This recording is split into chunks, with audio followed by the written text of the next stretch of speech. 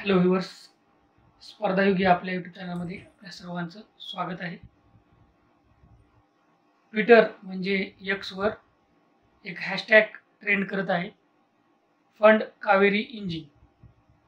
तर आपण या व्हिडिओमध्ये पाहणार आहोत की कावेरी इंजिन काय आहे, कावेरी इंजिनची हिस्ट्री काय आहे, तर आपले जे फायटर जेट्स आहेत त्यामध्ये कोणकोणते इंजिन आहेत आणि कोणकोणत्या कंट्रीजकडे स्वतःचं असं फायटर जेट इंजिन आहे. तर कावेरी इंजिन जे आहे, आपला कावेरी इंजिन प्रोजेक्ट आपण 1980च्या दशकामध्ये सुरू केला होता. DRDOची लॅबोरेटरी आहे GTRE, gas turbine research limited. तर आता हा ट्विटरवर एक्सवर ट्रेंड का करत आहे हॅशटॅग, कारण आपल्याला माहिती आहे आताच ऑपरेशन सिंदूर झालेलं आहे आणि पाकिस्तानसोबत आपली युद्धजन्य परिस्थिती निर्माण झाली होती. तेव्हा आपल्या एअरक्राफ्टनी, फायटर एअरक्राफ्टनी खूप मोठी भूमिका बजावलेली आहे. त्यामुळं आपलं स्वतःचं असं इंजिन असणं सुद्धा आवश्यक आहे. आपण हे कावेरी इंजिन आपलं लाईट कॉम्बॅट एअरक्राफ्ट तेजस जे आहे त्यासाठी विकसित केलं होतं. म्हणजे 1980च्या दशकामध्ये आपण जो प्रोजेक्ट सुरू केला होता तो आपल्या LCA लाईट कॉम्बॅट एअरक्राफ्ट तेजससाठी सुरू केला होता. 80 KN असा थ्रस्ट होता त्या इंजिनचा. इंजिन आहे त्याची क्षमता, जे एअरक्राफ्टचं वजन आहे त्याच्यापेक्षा जास्त त्या इंजिनची क्षमता पाहिजे. तेवढी क्षमता असेल, त्या इंजिनचा तेवढा थ्रस्ट असेल तरच ते आपण ते इंजिन त्या एअरक्राफ्टला लावू शकतो. परंतु आपल्याला प्रॉब्लेम यायला लागले जेव्हा आपण 1980च्या दशकामध्ये हा प्रोजेक्ट कावेरी सुरू केला. तेव्हा प्रॉब्लेम काय यायला लागले, तर थ्रस्ट जेवढा पाहिजे होता LCA आपला जो तेजस होता त्यासाठी जेवढा पाहिजे होता तेवढा आपण डेव्हलप करू शकलो नाही. तसेच इंजिनचे जे वजन आहे ते सुद्धा आपण हलकं ठेवू शकलो नाही. तर इंजिनचं वजन सुद्धा जास्त होतं आणि आपण अणुचाचणी सुद्धा केली होती 1998ला. तर त्या अणुचाचणीमुळे आपल्यावर खूप साऱ्या देशांनी सँक्शन लावले होते, प्रतिबंध लावले होते आणि या प्रतिबंध लावल्यामुळे आपल्याला ते तंत्रज्ञान ट्रान्सफर करत नव्हते. ॲक्च्युली इंजिनचं तंत्रज्ञान जे आहे ते तर कोणीच ट्रान्सफर करत नाही आजसुद्धा, परंतु काही मटेरियल वगैरे जे लागतं ते ट्रान्सफर करत होते. परंतु आपण अणुचाचणी केल्यामुळे आपल्यावर प्रतिबंध लागले होते आणि आपल्याला कोणी ते ट्रान्सफर करत नव्हतं.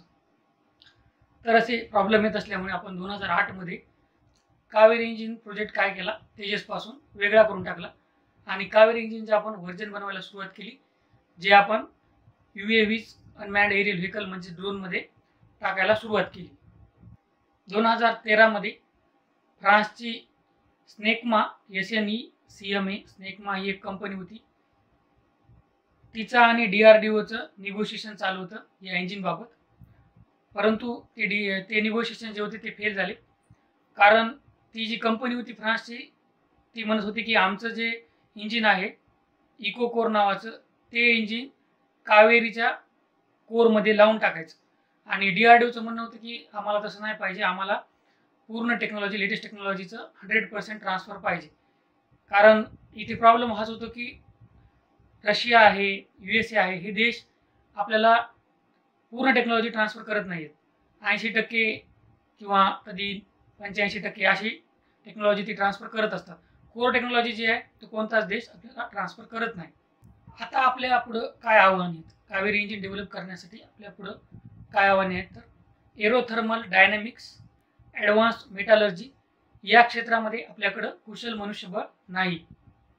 तसेच आपल्याकडं हे जे एअरक्राफ्ट असतात त्यांची टेस्टिंग करण्यासाठी हाय अल्टिट्यूड फॅसिलिटीज ज्या आहेत त्या नाही आहेत.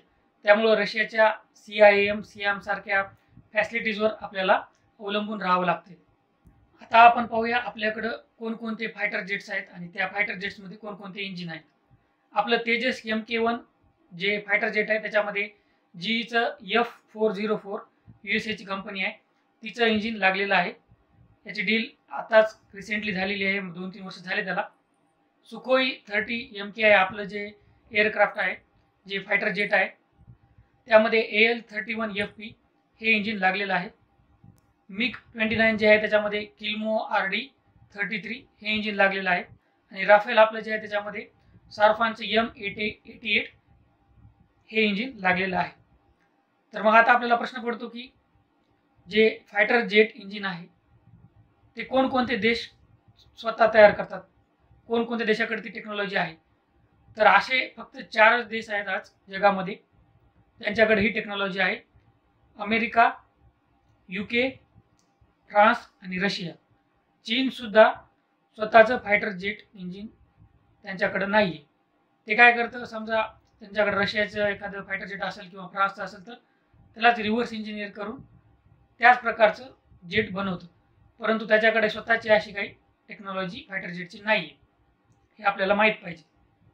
तर ही होती सर्व कावेरी इंजिनबद्दल माहिती. आशा करतो की माहिती तुमच्यासाठी महत्त्वाची असेल. थँक्यू.